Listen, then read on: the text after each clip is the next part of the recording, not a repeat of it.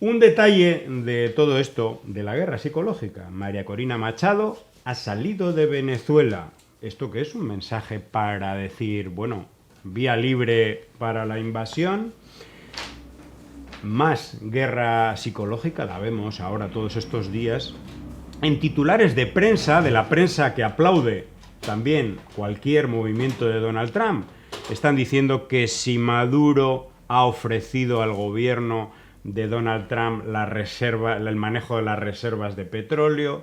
Es decir, la prensa internacional está colaborando con esta campaña, con esta estrategia, con todo este movimiento militar, político, diplomático, mediático, en favor del hegemón. Es decir, no en favor de la soberanía de un pequeño pueblo que se defiende.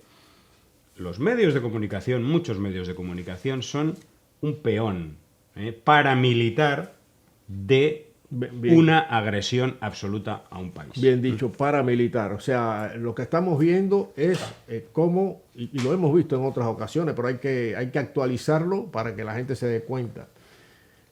Amigas y amigos, lo que estamos viendo es una vez más el cinismo y la hipocresía de los grandes medios de manipulación y desinformación masiva manejados por Estados Unidos. El imperialismo de los Estados Unidos no puede campear por su respeto, pudiéramos decir, si no tiene el apoyo, o sea, el altavoz de estos medios, de los oligopolios mediáticos al servicio de estas políticas criminales del imperio. Entonces, hay una guerra psicológica, evidentemente. Hay un estado de pre-invasión con el único objetivo, ya lo he mencionado antes, o sea, el único objetivo es destrozar un cambio de gobierno dócil, servil a los intereses del imperialismo de Estados Unidos. Y decimos imperialismo y repetimos imperialismo porque es lo que es. Entonces, ahí está, desde luego que Venezuela no está sola, tiene aliados muy fuertes, aliados como Rusia, China, y eso, lógicamente, el imperio no quiere permitirlo, pero es que hay una cosa, José, que Estados Unidos sigue actuando, primero es un mentiroso, o sea, no cabe duda que es mentiroso, es manipulador, es asesino, es criminal, es todo lo peor que pueda existir en este mundo. Actúa como si estuviéramos en un mundo unipolar. Y no se ha dado cuenta que el mundo ya no es unipolar. Está avanzando hacia el mundo multipolar. Y en ese mundo multipolar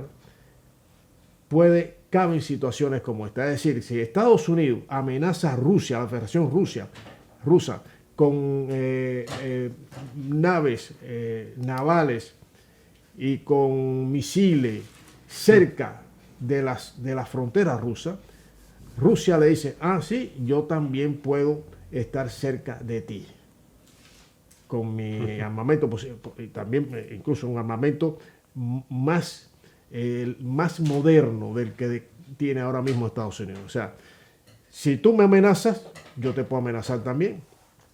Y un poco, aunque no es igual, lógicamente no es igual, repito, pero es un escenario, digamos, parecido a la crisis de los misiles en Cuba en 1962. Estados Unidos puso cohetes o instaló cohetes nucleares en Turquía y la entonces Unión Soviética instaló misiles nucleares en Cuba. O sea, la guerra, el mundo estuvo como después de la Segunda Guerra Mundial, estuvo al borde del holocausto total. Pues bueno, ahora Rusia, han llegado ya las naves, estaba mirando la noticia ayer, naves rusas están en el Caribe, en Venezuela, a 90 millas de Estados Unidos. Entonces, ahí en esas negociaciones, supuestas negociaciones que mencionó muy por encima el presidente Donald Trump, dice, bueno, a ver qué pasa, vamos a ver qué pasa. Hay un artículo muy interesante en Misión, ¿verdad?, que se llama Operación Lanza del Sur, la guerra algorítmica llega de Gaza al Caribe, que nos habla del papel que tiene las Big Tech, el Silicon Valley, las tecnológicas de Estados Unidos en esta guerra, porque claro, las guerras de hoy no son las guerras de hace 20 años o de 10 siquiera.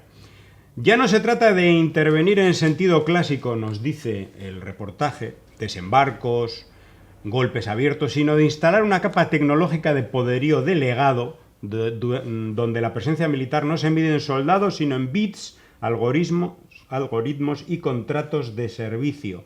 El poder de decisión se desplaza del Capitolio a Silicon Valley, del general al algoritmo. Y es que, fíjate qué cosa más curiosa, en el mes de junio, hubo una noticia que, bueno, pasa un poco desapercibida, ¿no? Y es que 4 ejecutivos de Palantir, Meta, Facebook, etc., y OpenAI fueron nombrados tenientes coroneles del ejército estadounidense en un nuevo destacamento, el 201, una unidad creada para fusionar el talento tecnológico privado con la innovación militar. Por supuesto, se han firmado contratos multimillonarios que benefician a todas estas empresas por parte del Departamento de Guerra, por parte del ICE, la institución que controla la inmigración o que reprime la inmigración, para que vean la complicidad absoluta de estas tecnológicas con la represión de la gente. O sea, los ejecutivos de todas estas tecnológicas están dentro de la cadena de mando y no precisamente como asesores, sino como ya oficiales militares. Increíble, ¿no? O sea, no, tremendo. No hay un salto al vacío. Total, no, un salto al vacío y bueno, yo creo que las personas tienen que ser conscientes o deben ser conscientes de todo lo que se está organizando, todo con un objetivo. O sea, Estados Unidos necesita, como potencia económica, militar y como imperio que es, necesita retomar el control. Necesita, por ejemplo, América Latina y el Caribe, ellos históricamente la han considerado como su patio trasero, ¿no? Eso ya es muy conocido. Pues ese patio trasero tiene que recuperarlo, porque hay países que dicen, no, los países, Nicaragua, Cuba, Venezuela, por eso está el foco de guerra encima de esos países, la guerra económica y guerra también y acoso militar. Todo lo que está ocurriendo ahora mismo en el Caribe impacta de una manera u otra en Cuba, en la misma Venezuela, en Nicaragua y en los países de la región que tienen una posición verdaderamente independiente, más soberana. Colombia, amenazan a Colombia también. Hay 7 bases militares ahí de Estados Unidos en Colombia.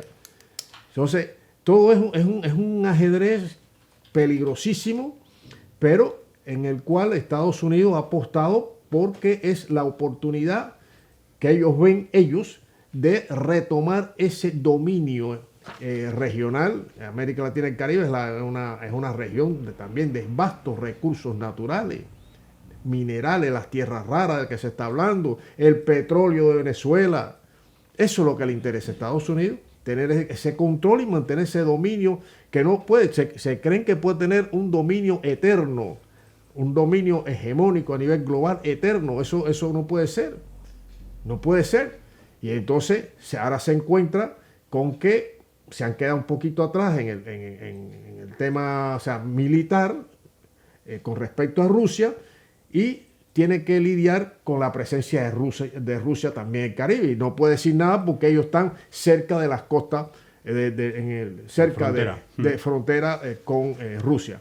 O sea, lo que ellos hacen ahora se está revirtiendo. Lo que usted hace, bueno, nosotros lo podemos hacer también. Y es una potencia nuclear de primer nivel. Rusia no es bobería. Entonces, a ver qué pasa. Lo que vemos es que necesariamente tiene que negociar lo que haya que negociar. Si hay que negociar algo, lo que no se puede negociar es la soberanía. de un país, la independencia de un país, el derecho de un país a ser libre, independiente y soberano. Eso no se puede negociar, pero bueno, a ver, ahí está, los rusos no se van a ir de ahí.